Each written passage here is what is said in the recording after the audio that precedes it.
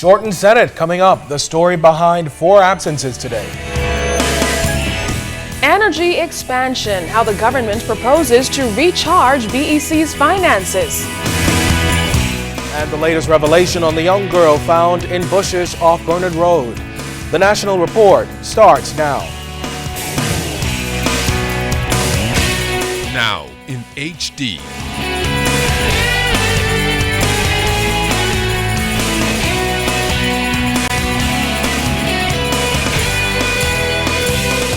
ZNS Network presents The Bahamas Tonight. This segment of the news is brought to you by BTC, powered by Lime.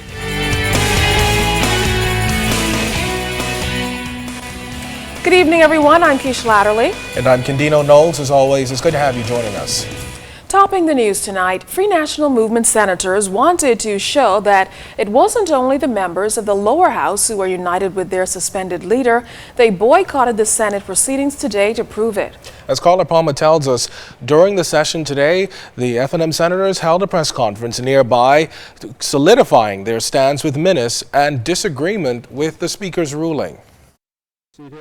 As the Senate convened for its scheduled sitting in the upper chamber, noticeably absent were opposition senators. Still, the business of the Senate continued, with first readings of bills and resolutions recently passed in the lower house of Parliament. Government senators, however, were quick in their response to the absence of opposition members. Senator Frank Smith spoke on behalf of the group. We wish to register on behalf of the Bahamian people our disappointment and disgust at their behavior. Because at the end of the day, they're here to serve the good of the Bahamian people through their participation. And it is my understanding that they had breakfast earlier in the morning at the taxpayers' expense, but refused to enter into the chamber. Opposition senators were in fact at the House of Assembly, just not in the Senate chambers. Instead, the group had gathered in the minority room of Parliament.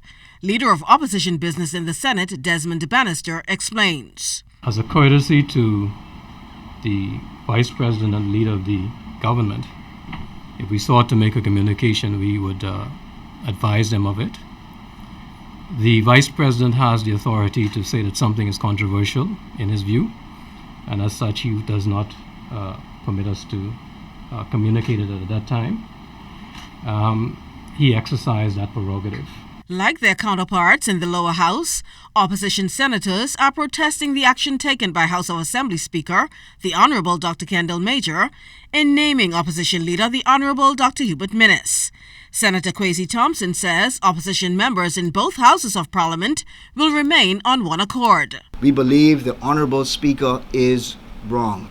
We believe Bahamians will appreciate the stand that we take in defense of that democracy by not sitting in this place until such time as our leader has been able to resume his seat in Parliament.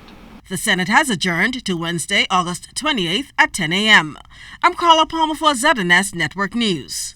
Well, PLP Senator Alex Storr added that he was shocked by the opposition's boycott today, considering the important legislation being debated.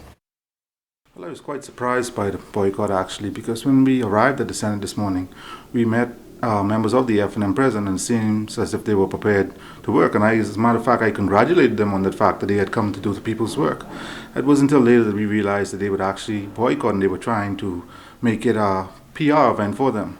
But I think it's shameless, because what happened in the House was in the House, and I think that they came to the Senate, they should have done the people's work. There were a number of landmark, important legislation, not just the stem cell, but to do with crime fighting and job creation. And I would think that they would want their voice heard and to show the Bahamian people that they're fighting on their behalf. A major step is being taken to not only bring reform to the Bahamas Electricity Corporation, but to lower the cost of electricity in the country. The objective is to realign BEC and to create efficiencies which allow for significant reductions in the cost of energy, increased security, environmental responsibility, reliability, and increased competitiveness. Now, in a statement issued late yesterday, Prime Minister Perry Christie said that it is the government's intent to create two new BEC entities. The first is a new transmission and distribution company, NewCo, which will be wholly owned by BEC. The second company will be a new generation services company. The Prime Minister also said that staffing levels at BEC are not expected to be impacted by this move. A national task force headed by Parliamentary Secretary in the Ministry of Works was appointed earlier this year to review about 60 proposals from groups interested in providing energy services to the country. Tonight, Wells tells Janaea Noel Ferguson that those persons would have to resubmit their proposals to the government. He also explained how the repositioning of BEC is expected to work. Some sweeping changes are about to take place at the Bahamas Electricity Corporation as the government seeks to liberalize the generation of electricity in the country. Parliamentary Secretary in the Ministry of Works and Urban Development, Renwood Wells. The government will not liberalize transmission and distribution, but the government's intent is to look for a strategic partner who would manage transmission and distribution. The government would still own all of the transmission lines, would still own the customer relation that has to do with the customer relation side of the electricity sector, but it would be managed on the exact same model that we have at NAD. Beginning Wednesday, Wells says the government is issuing requests for proposals for persons interested in owning the generation aspect of this plan, and this includes those who would have already submitted proposals to the government in the past. We're looking for a company that's probably going to use bunker C, LNG, those kinds of things. Not that we're ruling out others, but and at the end of the day, a decision would be made based on Bahamians can get together, pool their pennies, their dollars, their hundreds, their thousands, and say, listen, let's create companies, let's put proposals forward, and all of it will be seriously considered.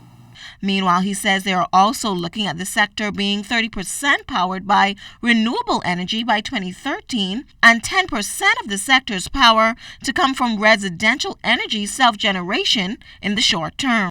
What we don't want is to have massive amounts of persons leaving the grid and all of a sudden becoming sole generators and pumping electricity back onto the grid, because that has the potential to destabilize the entire electrical grid.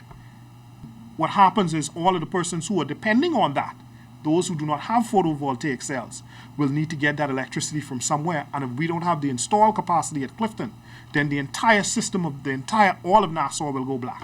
Now, a decision is expected to be made on the successful bidder by the end of the year. Mr. Wells says after that, the project is expected to take off significantly in 2014.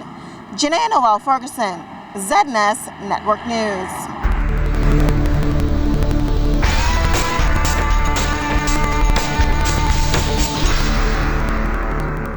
In our first look at weather, a very strong tropical wave well to the south of the Bahamas now has about a 60% chance of developing into a tropical cyclone over the next 48 hours as it heads toward the Yucatan Peninsula. But outside of our studios, we have mostly cloudy skies, temperature 86 degrees, relative humidity 66%, your winds out of the east-southeast at 7 knots, barometric pressure 1,015.7 millibars, that's 29.99 inches, and it is steady. But stay tuned, temperatures around the Farming Islands, travel and boating forecast is still to come.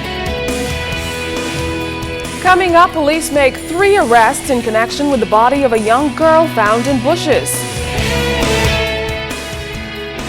And a rapist is sentenced. You're watching The Bahamas Tonight.